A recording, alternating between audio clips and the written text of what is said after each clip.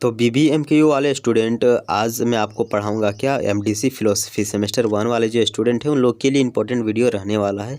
आज हम यूनिट 1 से मोस्ट इंपॉर्टेंट क्वेश्चन करने वाले हैं। वीडियो को कंप्लीट देखिएगा, यही प्रश्न आपके एग्जाम में देखने को मिलेगा। प्रश्न है 1 नंबर में लिखा हुआ क्या, ऋग्वेद के मंडल और उसमें निहित हमारा जो गायत्री मंत्र है इसके महत्व को स्पष्ट करें। ओके, तो इसमें हम उत्तर जो क्या, ये मैं आपको बताता हूँ, ऐसा ही आपको लिखना है और PDF में आपको दे दूंगा। PDF से आप इसको जो कि रिवीजन कर पाएंगे। तो हमारा जो भूमिका है इसमें हम लिखेंगे क्या कि ऋग्वेद विश्व का सबसे प्राचीनतम धार्मिक ग्रंथ और भारतीय संस्कृति का आधार स्तंभ है। यह अपौरुषेय माना जाता है, जिसका अर्थ होता है कि इसकी रचना किसी मनुष्य ने नहीं बल्कि ऋषियों ने ईश्वरीय प्रेरणा से की है। ऋग्वेद मुख्य रूप से देवताओं के स्तुति में गाए जाने वाले मंत्र या ऋचाओं का क्या होता है, संग्रह होता है। तो हम क्या इससे समझे कि हमारा जो ऋग्वेद है यह सबसे प्राचीनतम ग्रंथ है और भारतीय संस्कृति का यह आधार है और यह अपौरुषेय है। अपौरुषेय का मतलब क्या होता है कि यह जो है यह ऋषियों के द्वारा भगवान की प्रेरणा से रचा गया है, यानी लिखा गया है और इसको किसी मनुष्य ने नहीं रचा है। ऋग्वेद मुख्य रूप से देवताओं के खुशी के लिए, देवताओं को संपन्न करने के लिए गाए जाने वाले मंत्रों का संग्रह होता है। अब हम जानेंगे कि हमारा जो ऋग्वेद है इसमें टोटल कितने मंडल है। ओके, तो हमारे जो ऋग्वेद है इसमें हमें टोटल 10 गो मंडल देखने को मिलता है।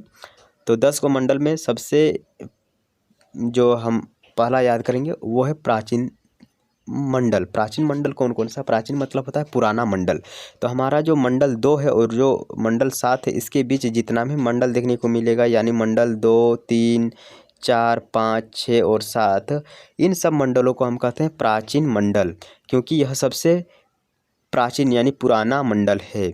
साथ ही इस मंडल को हम वंश मंडल या फिर कुल मंडल भी कहते हैं। क्या, वंश मंडल या कुल मंडल भी कहते हैं, क्योंकि प्रत्येक मंडल एक विशिष्ट ऋषि परिवार, जैसे विश्वामित्र हुआ, वशिष्ठ हुआ और भारद्वाज हुआ आदि, भारद्वाज आदि जैसे ऋषियों के द्वारा लिखा गया है। उसके बाद आता है एक नवीन मंडल। नवीन मंडल जो होता है यह मंडल 1 और मंडल 10 को हम कहते हैं। यह सबसे बाद में जोड़ा गया, इसलिए इसको नवीन यानी लेटेस्ट कहते हैं। मंडल 10 में हमें देखने को मिलता है क्या, पुरुष सूक्त की पहली बार जो 4 वर्ण होता है, जैसे 4 वर्ण आप लोग जानते हैं कि एक वर्ण होता है क्षत्रिय, शूद्र, वैश्य और क्षत्रिय, ब्राह्मण। ये जो हमारा 4 हुआ, ये हमें यही नवीन मंडल में देखने को मिलता है। नवीन मंडल के 10वें मंडल में देखने को मिलता है। एक आता है सोम मंडल, जो कि सोम देवता को समर्पित है, यानी यह केवल और केवल सोम देवता के बारे में ही हमें बताता है।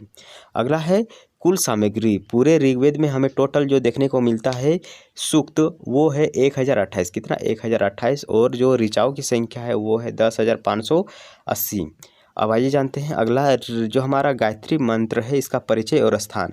तो हमारा जो गायत्री मंत्र है दोस्तों, ये हमें ऋग्वेद के जो तीसरा मंडल है, जो टोटल हमारा 1 से लेकर 10 मंडल है, उसमें जो तीसरा मंडल है उसमें हमें गायत्री मंत्र देखने को मिलता है और यह सबसे प्रसिद्ध है और पवित्र माना जाता है। इस मंत्र की रचना ऋषि विश्वामित्र द्वारा की गई है। यह सूर्य देवता को समर्पित है और यह सविता को भी समर्पित है। सूर्य देवता की प्रेरणा से सविता को समर्पित है, इसलिए हमको यह कहने में शर्म नहीं आएगा कि इसको हम सावित्री मंत्र भी हम कहेंगे। तो गायत्री मंत्र को हम सावित्री मंत्र भी कहेंगे।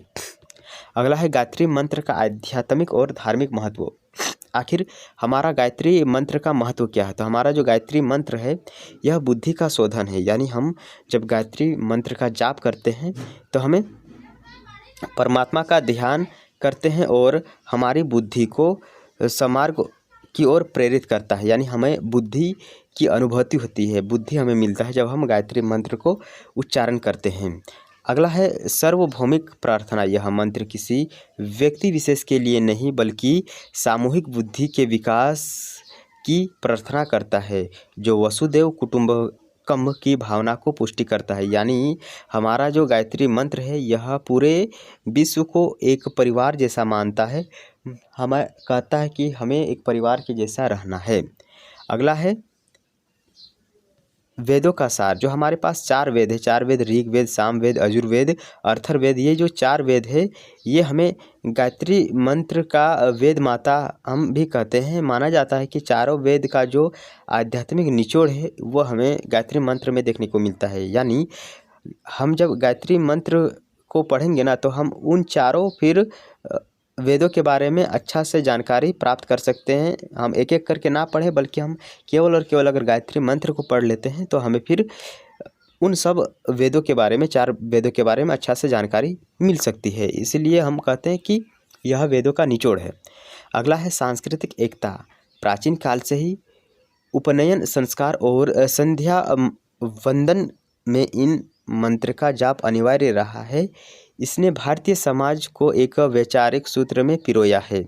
यानी यह जो है हमारा गायत्री मंत्र, यह प्राचीन काल से ही जो संस्कार होता है, संध्या वंदन होता है, इस प्रकार के मंत्र का जाप अनिवार्य रहा है। यह हमें मंत्रों के बारे में बताता है, किस प्रकार संस्कार के समय, संध्या वंदना के समय हम मंत्र का उच्चारण करें, ये हमें बताता है यही। ओके, ऋग्वेद में जो हमें गायत्री मंत्र देखने को मिलता है यह हमें बताता है।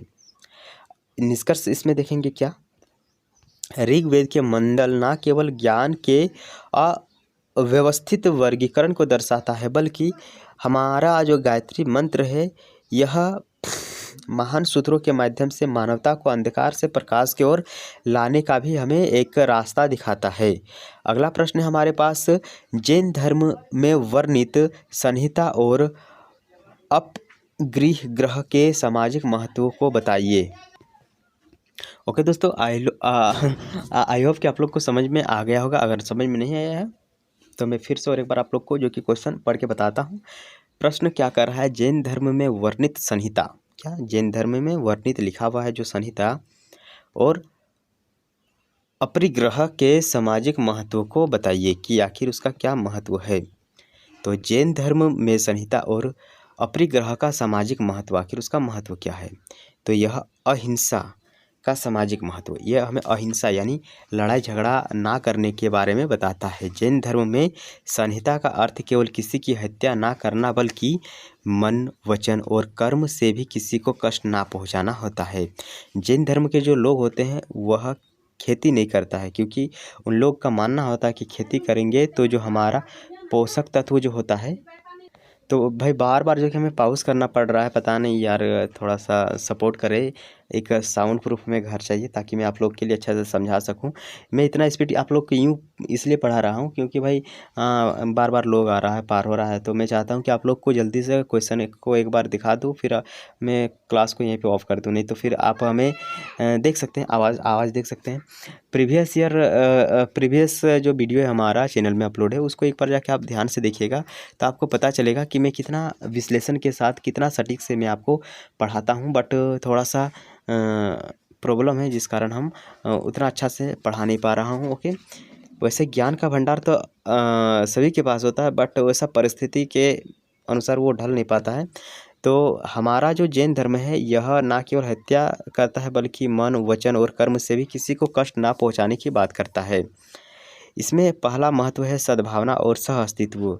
जियो और जीने दो का सिद्धांत समाज में शांतिपूर्ण और सह अस्तित्व को बढ़ावा देता है।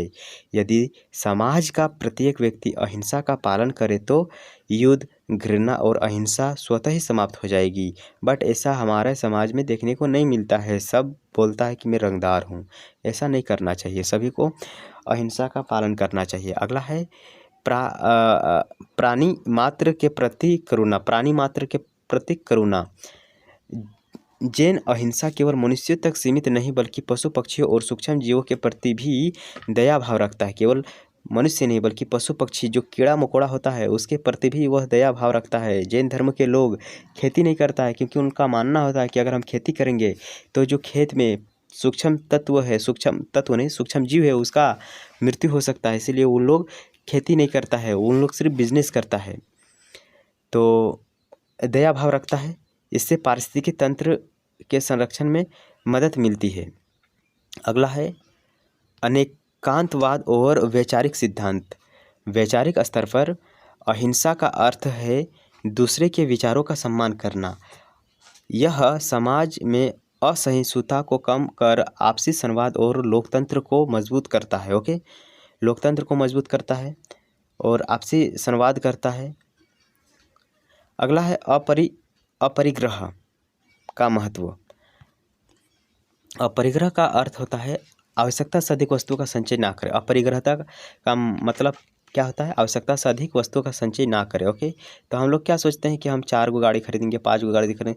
यार, आवश्यकता से ज़्यादा सामान ना खरीदें। अपरिग्रह का अर्थ यही होता है।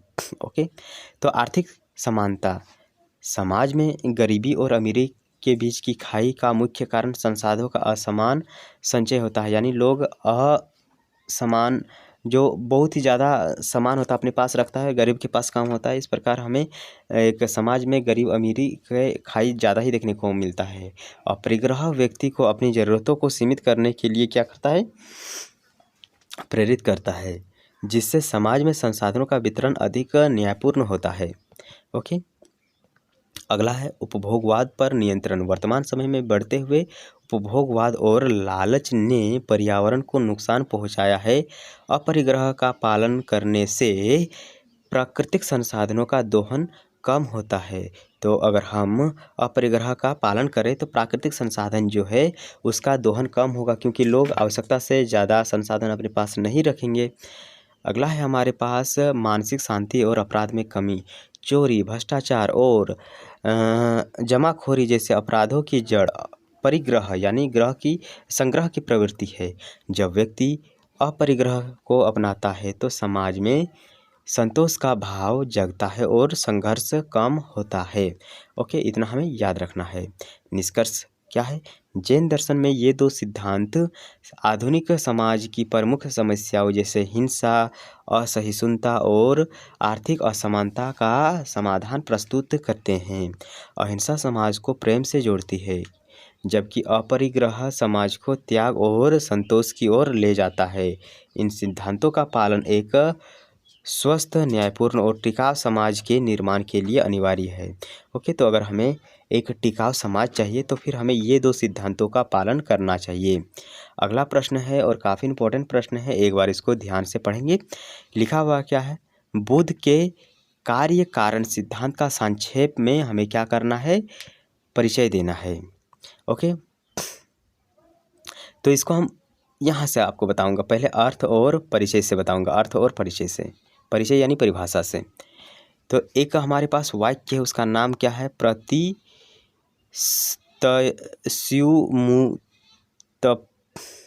यार, संस्कृति, मुझे अगर विदेशों में कोई भी अगर भाषा पढ़ने के लिए बोले तो मुझे सबसे ज़्यादा इरिटेट, सबसे ज़्यादा घटिया संस्कृति भाषा लगता है। भाई, इतना खतरनाक कौन लिखता है बताओ? तो मेरे को मन करता है कि संस्कृत को फिर बैन कर दें, लेकिन क्या करें बताइए। तो मैं बचपन से ही जो कि लोल हूँ और इंटरेस्ट नहीं है। लोल का मतलब नहीं है इंटरेस्ट नहीं है। ओके, इंटरेस्ट नहीं है इसलिए मैं कि जो कि पढ़ना पसंद नहीं करता हूँ। अच्छा, ये छोड़िए, हटाइए। ये जो चीज़ है ये 2 शब्दों से मिलके बना हुआ है। अगर आप लोग संस्कृति में अच्छा है तो फिर आप लोग को अच्छा लगेगा। तो ये जो शब्द है ये 2 शब्दों से मिलके बना हुआ है। पहला है हाँ, इस प्रकार यार तोड़ो, यार तोड़ के बताओ। प्रतित्य क्या? प्रतित्य और समुत्पाद। प्रतित्य समुत्पाद किसी वस्तु के होने पर। प्रतित्य का मतलब क्या होता है? किसी वस्तु के होने पर। और समुत्पाद का मतलब क्या होता है? किसी अन्य वस्तु की उत्पत्ति। इसका शाब्दिक अर्थ है एक हेतु यानी कारण के होने पर किसी फल यानी कार्य की उत्पत्ति होना। बुद्ध के अनुसार संसार की कोई भी घटना आकस्मिक यानी अचानक नहीं है। हर कार्य के पीछे का कारण आवश्यक है। यह बोध हमें बताता है। मुख्य सिद्धांत आखिर क्या है इसका? बुद्ध ने सिखाया कि संसार की सभी वस्तुएं सापेक्ष हैं। यदि कारण को हटा दिया जाए तो कार्य भी समाप्त हो जाए। कारण और कार्य दोनों एक दूसरे पर निर्भर है। इसी सिद्धांत के आधार पर उन्होंने दुख का कारण खोजा और बताया कि दुख का मूल कारण अविद्या है यानी अज्ञानता है। दुख क्यों होता है? क्योंकि उस चीज़ का हमें नॉलेज नहीं होता है। जैसे ऊपर हम इसको पढ़ें और दुख हुआ कि भाई हम ये नहीं पढ़ पा रहा हूँ, क्योंकि इसके बारे में हमें कोई ज्ञान नहीं, अविद्या है इसके बारे में, इसलिए हम पढ़ें तो फिर दुख हुआ। तो यही चीज़ यहाँ पे लिखा हुआ है क्या, कि दुख का कारण जो है, कहाँ था, हाँ दुख का कारण खोजा और बताया कि दुख का मूल जो कारण है यह अविद्या है। ओके, अगला है हमारे पास द्वादश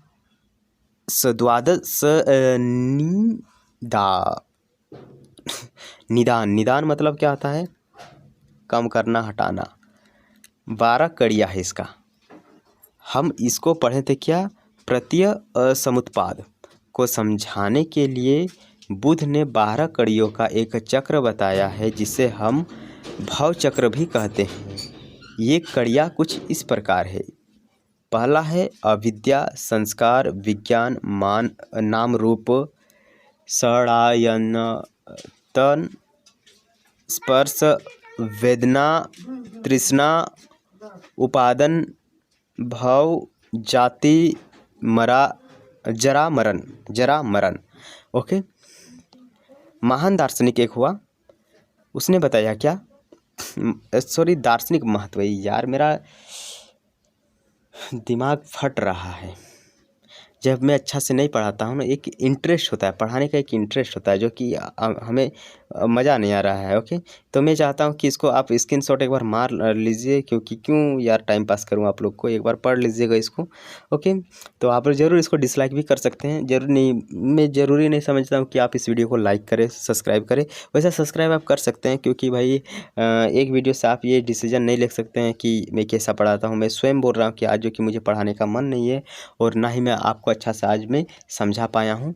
ओके, तो कुछ नहीं, आप जो कि वीडियो को यहीं पे समाप्त कर सकते हैं। मैं इसका PDF मैं आपको बताता हूँ कि आप ये कहाँ से डाउनलोड कर सकते हैं। आज जो कि दोस्तों बहुत ही ख़तरनाक टेंशन हो रहा है नहीं पढ़ाने के कारण। डिसलाइक ज़रूर कीजिएगा। ओके, डिसलाइक ज़रूर कीजिएगा ठीक है, सब्सक्राइब लेकिन कीजिएगा, क्योंकि कंटिन्यू वीडियो मैं आपको इसी चैनल पर अपलोड करवाऊँगा। तो आइए PDF ले, तो आप लोगों को मेरे द्वारा पढ़ाए गए हैं जितना भी कंटेंट होता है उसका PDF मैं इसी टेलीग्राम चैनल पर अपलोड करा देता हूं। तो आप इसको ज़रूर टेलीग्राम में जाके सर्च कीजिए, ज्वाइन होइए, और देख सकते हैं यहाँ पे MDC हिस्ट्री और MDC फिलोसफी का जो कि मैं इसको क्या बोलते हैं PDF अपलोड कर दिया हूँ। इसको डाउनलोड कर लीजिए और फटाफट रिवीजन कीजिए। बेस्ट ऑफ लक आपके एग्ज़ाम के लिए। चैनल को ज़रूर सब्सक्राइब कीजिएगा।